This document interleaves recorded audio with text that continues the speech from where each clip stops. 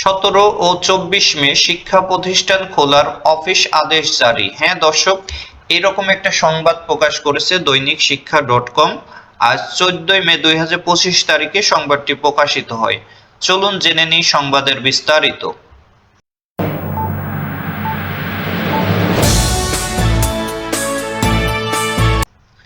17 ও 24 মে শিক্ষা প্রতিষ্ঠান খোলার অফিস আদেশ জারি করেছে মাধ্যমিক ও উচ্চশিক্ষা অধিদপ্তর।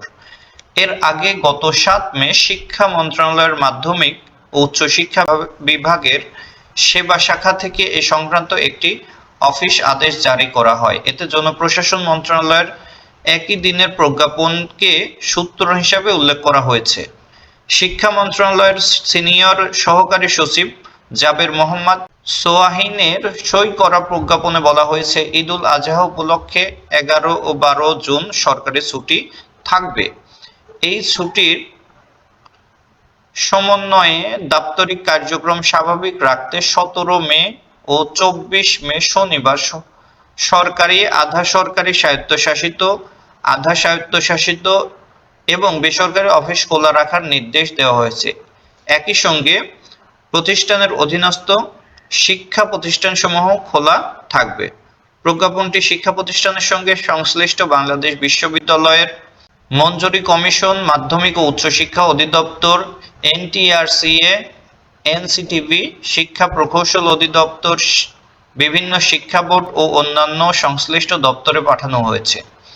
একই সঙ্গে সংশ্লিষ্ট প্রতিষ্ঠানগুলোকে সাপ্তাহিক ছুটির এই 2 দিন একাডেমিক কার্যক্রম পরিচালনা করতে পরবর্তী প্রয়োজনীয় ব্যবস্থা নিতেও নির্দেশনা দেওয়া হয়।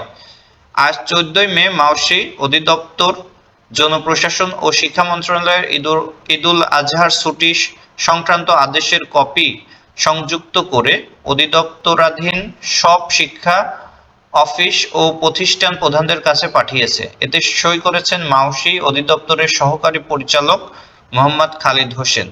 নাম প্রকাশে অনিচ্ছুক মাওসীর একজন কর্মকর্তা দৈনিক শিক্ষা.com-কে বলেন, 17 ও 24 মে স্কুল কলেজ খোলা রাখার আদেশের খবর চাউর হলেও শিক্ষকদের মধ্যে তীব্র প্রতিক্রিয়ার সৃষ্টি হয়। তাই সবার কাছে খোলসা রাখতে অধিদপ্তর সরকারি সিদ্ধান্তের খবরটি অফিস আদেশ হিসাবে জারি করেছে। এখনো ওই 2 দিন শিক্ষা প্রতিষ্ঠান খোলা রাখার বিষয়ে আরো কোনো অস্পষ্টতা রইল না। ভিডিওটি ভালো লাগলে লাইক এবং শেয়ার করুন, সাবস্ক্রাইব করে পাশে থাকুন, কমেন্ট করে আপনার মূল্যবান মতামত জানান। দেখা হবে নতুন কোনো আলোচনায়। আল্লাহ হাফেজ।